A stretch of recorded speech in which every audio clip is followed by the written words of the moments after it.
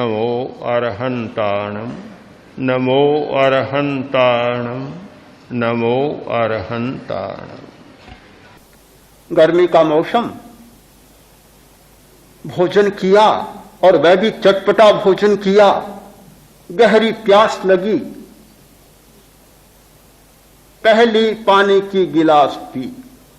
ऐसा लगता है कि पानी से बढ़कर दुनिया में और कोई मूल्यवान वस्तु नहीं। दूसरी गिलास पी, मूल्य कम हो गया।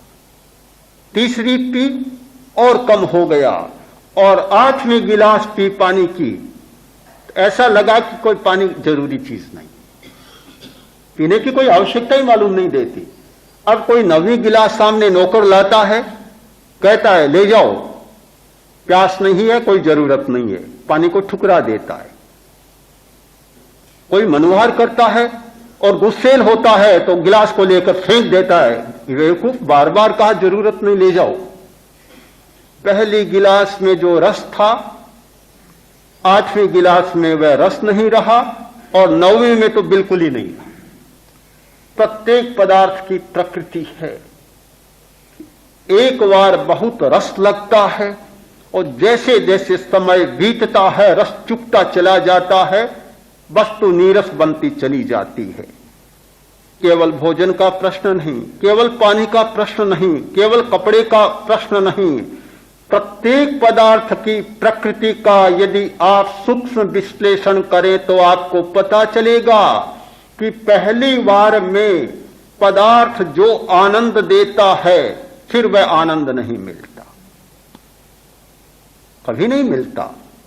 फिर चाहे शादी हो, चाहे संबंध हो, और चाहे किसी का योग हो। यदि दो मित्रों को अलग करना हो, उन्हें तोड़ना हो, तो सबसे अच्छा उपाय है कि उनको साथ में रख दें। जितना दूर रहेंगे प्रेम बना रहेगा, बिल्कुल साथ में रख दें, फिर पता चलेगा कि प्रेम क्या होता है और कैसा होता है।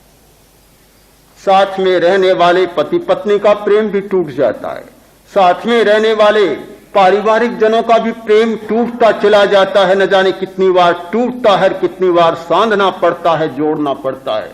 तो मित्रों की तो बात ही क्या, मित्रता, संबंध, प्रियता, ये सारी दूरी की अपेक्षा रखते हैं।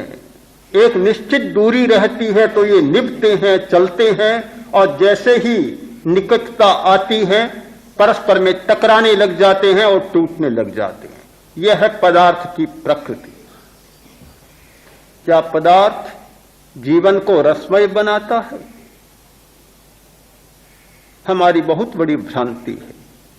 पदार्थ रसमयता का आभास हमें देता है, एक बार अनुभव कराता है कि रसमय है, किंतु समय के साथ रसमयता समाप्त होती जाती है और इतनी ऊब आती है, इतनी ऊब, उसका मूल्य बहुत कम हो जाता है।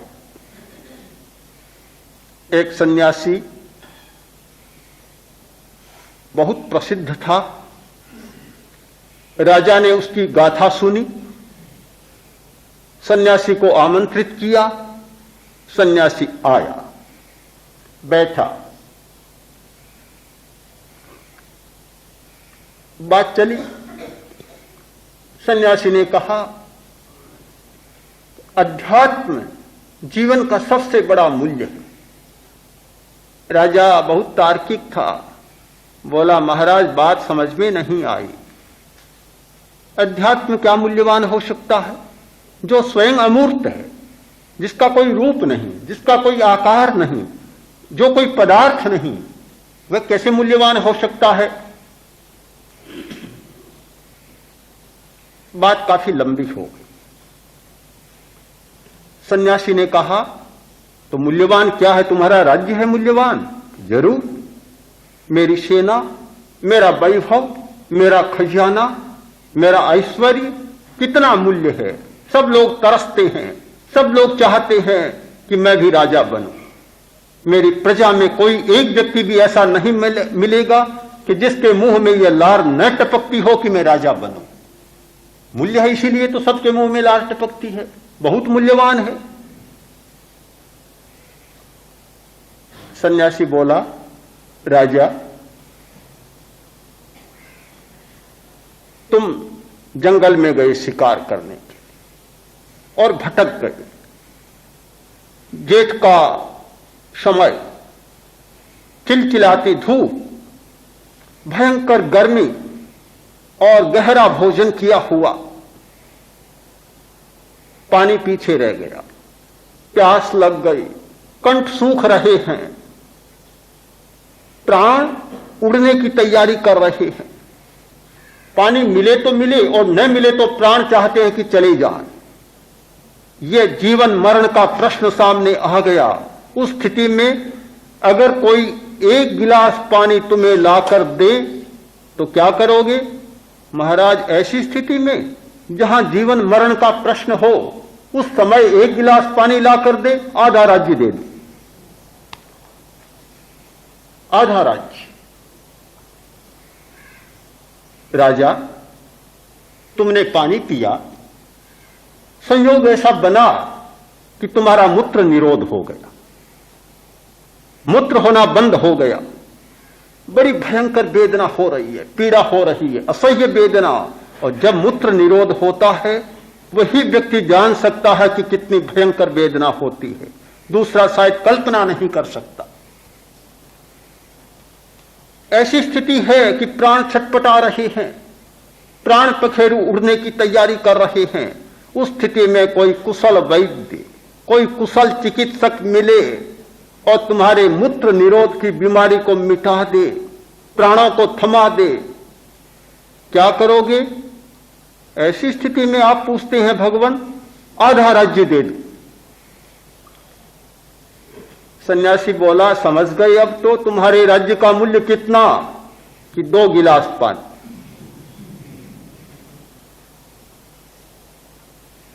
बस इतना ही तुम्हारे राज्य का मूल्य है।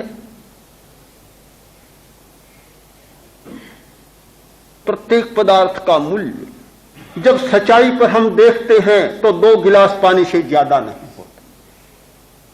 आधा राज्य तो 1 गिलास पानी में चला जाता है और आधा राज्य 1 गिलास पानी को निकालने में चला जाता है। इतना ही तो है राज्य का मूल्य। प्रत्येक पदार्थ का मूल्य जब हम सच्चाई में उतर कर देखते हैं तो बहुत कम होता है। यह तो बहुत अच्छा है कि हमने बहुत मान रखा है और यह जीवन का चक्का चल रहा है। जिस दिन सच्चाई की आंख खुल जाए तो ऐसा लगेगा, अरे कितनी मूर्खता हमने की कि इन सारे बेवकूफों को, मूल्यहीन मूर्खों को हम मूल्य देते जा रहे थे।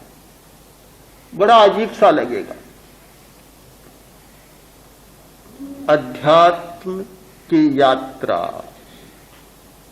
यह शुरू होती है मूल्य प्रस्थापना से, मूल्यों के विवेक से।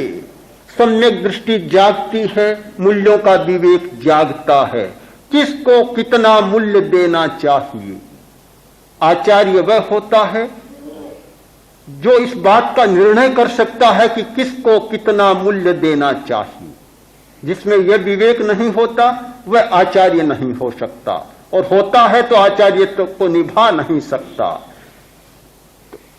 सबसे बड़ी बात है मूल्यों का विवेक। अध्यात्म में सम्यक दृष्टि जागती है। जिसका जितना मूल्य होता है उसे उतना मूल्य देता है। आहार शुद्धि का सिद्धांत, इंद्रिय शुद्धि का सिद्धांत, यह सब मूल्यों का सिद्धांत है कि किस आहार को कितना मूल्य दिया जाए और किस इंद्रिय को कितना मूल्य दिया जाए। अध्यात्म के आचार्यों ने इंद्रियों को भी मूल्य दिया है, आहार को भी मूल्य दिया है, किंतु उतना ही दिया जितना कि उनका मूल्य है, उससे ज्यादा नहीं दिया। इंद्रिय विजय का अर्थ आंखों को फोड़ लेना, कानों के पर्दों को तोड़ देना नहीं है, चमड़ी को उखाड़ डालना नहीं है।